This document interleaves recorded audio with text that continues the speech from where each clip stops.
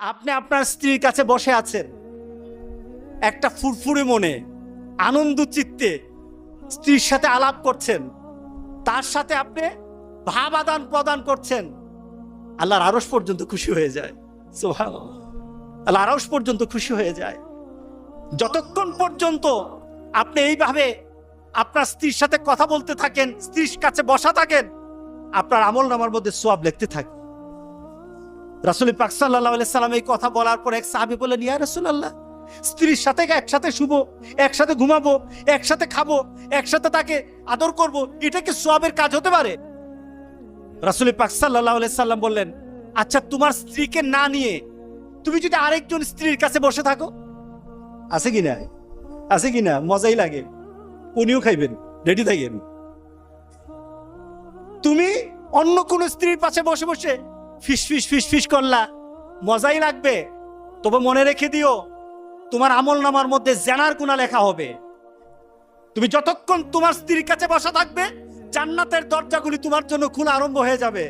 আর যতক্ষণ পর্যন্ত পরস্ত্রীর সাথে বসা থাকবে, ততক্ষণ পর্যন্ত তোমার আমলনামার মধ্যে গুনাহ লেখা হবে কিনা। সাহাবায়ে কেরাম বলেন, ইয়া রাসূলুল্লাহ, অন্য স্ত্রীর সাথে বসলে তো গুনাহ তো হবেই, তাহলে তার উল্টাটা তোমার হালাল বউর সাথে বসলে, তোমার হালাল যাকে হালাল করেছো তার সাথে বসলে সব হয়ে যাবে। সুবহানাল্লাহ, সুবহান।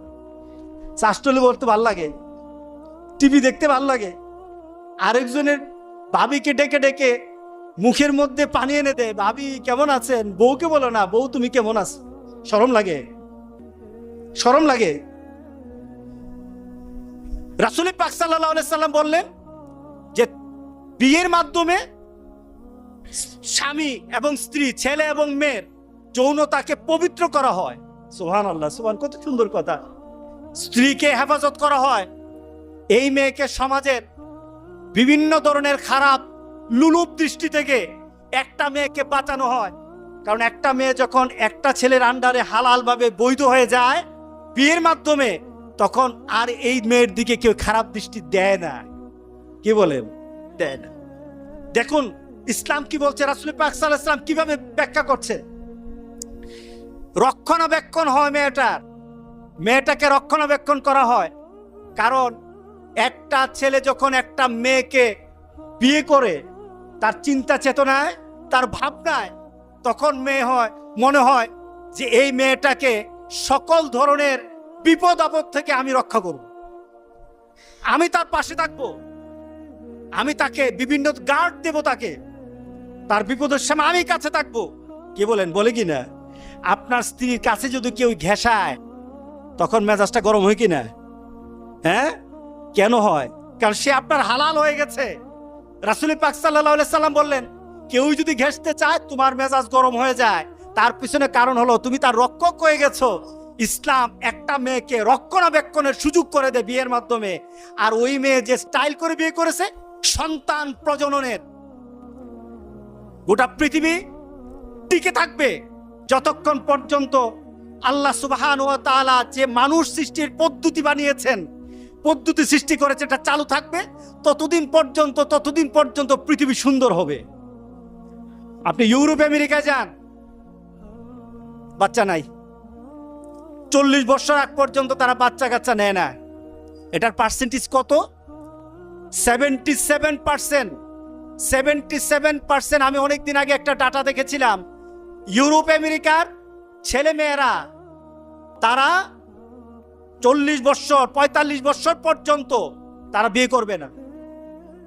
মানে কি? বিয়ে করলে তো বাধা হয়ে যায়।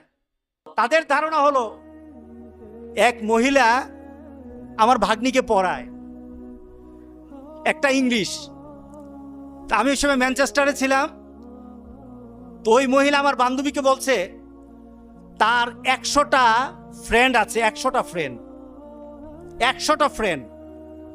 তো আমার ভাগ্নি মনে করেছে যে তার ফ্রেন্ডগুলি সবগুলি মেয়ে হবে। সে বলছে আমার 100টার মধ্যে 99টা হলো বয়ফ্রেন্ড, একটা হলো গার্লফ্রেন্ড। 99টা কি ফ্রেন্ড? বয়ফ্রেন্ড, আর একটা হলো গার্লফ্রেন্ড। কারণ তাদের কথা হলো বিয়ে আর বাচ্চা নেওয়ার মাধ্যমে আমাদের জীবনের যে একটা চাহিদা আছে, চাহিদাটা নষ্ট হয়ে যাবে। চাহিদাটা পূরণ করতে পারবো না। সুতরাং 100 ফ্রেন্ড কোন দিন কার কাছে যাবে এটাও তার তালিকা নাই। এটা হলো পশু থেকে আরো খারাপ। কি বলেন, ঠিক আছে কিনা বলেন? পশু থেকে আরো খারাপ। কিন্তু ইসলাম বলে কি? ইসলাম বলে যে তোমাদের একটা নির্দিষ্ট সময়সীমা, আমাদের সমাজে যেটা আছে 18 বছর, এটাও তো রাষ্ট্রীয় হতে পারে, কিন্তু ইসলাম কিন্তু বলে দিয়েছে যখনই কোনো ছেলে আর মেয়ের মাঝে অবাধে যৌনাচার এবং হারাম পথে চলে যাওয়ার কোনো ধরনের সিমটম তার মধ্যে দেখা যাবে, তখনই তাকে বিয়ে করে দাও, তখনই বাবার কর্তব্য তাকে বিয়ে দিয়ে দাও। এটা আমার ইসলাম বলেছে, এটা আমার আল্লাহ বলেছেন, এটা আমার রাসূলের বলা। সুতরাং যতক্ষণ পর্যন্ত এই পদ্ধতি চালু না হবে, জেনা ব্যভিচার কমবে না, বাড়তেই থাকবে, বাড়তেই থাকবে, নিপটুকে তার বাড়তে থাকবে। রাসূল পাক সাল্লাল্লাহু আলাইহি সাল্লাম থেকে যে আমাদের বিয়ের মাধ্যমে কি হয়, আমাদের প্রজন্ম সৃষ্টি হয়। আমাদের সমাজে প্রজন্মের এই সমাজও আছে, ওই সমাজও আছে। মুসলমানরাও বলে যদি বিয়ের মাধ্যমে সন্তান জন্ম নেয়, এই সন্তানগুলি হলো আখিরাতের পুঁজি। কোথাকার পুঁজি? আখিরাতের পুঁজি। একটা সঠিক পদ্ধতিতে সন্তানকে যখন বড় করা হয়, এগুলি হয় যে আখিরাতের পুঁজি। আর বিয়ে ছাড়া যে সন্তানগুলি হয়, আমাদের সমাজে সন্তানগুলির একটা নাম দিয়েছে, নামটা কি? হারামজাদা। কি বলেন, রাগ করতেছেন নাকি? কারণ কি? একটাই শুধু নীতি, শুধু বিয়ের পদ্ধতি নাই, একটা হয়ে গেছে জান্নাতের আশা।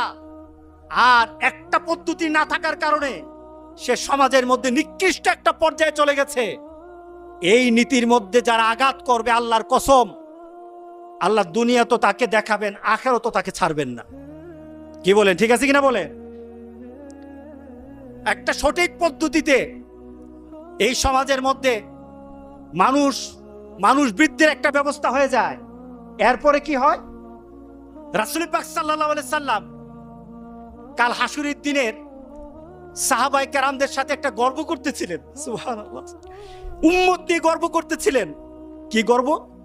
রাসূল পাক সাল্লাল্লাহু আলাইহি সাল্লাম বলছিলেন কাল হাসুরের দিন উম্মতরা দাঁড়ানো থাকবে, নবীরা সামনে থাকবে, উম্মত দাঁড়ানো থাকবে।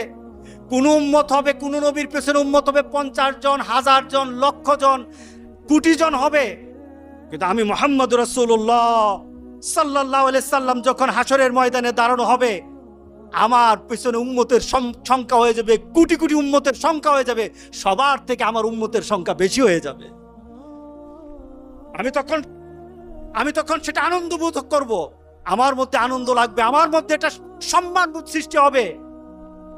বিয়ের মাধ্যমে রাসূল পাক সাল্লাল্লাহু আলাইহি সাল্লামকে ওই আখিরাতের ময়দানে, হাসরের ময়দানে যারা বিয়ে করে হালাল ভাবে সন্তান জন্ম দেয়, তারা রাসূলের সম্মান বৃদ্ধির জন্য তারা ব্যবস্থা করে। জোরে বলেন সুবহানাল্লাহ।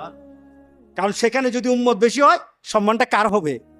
আমার রাসূলের হবে। কার হবে সম্মান?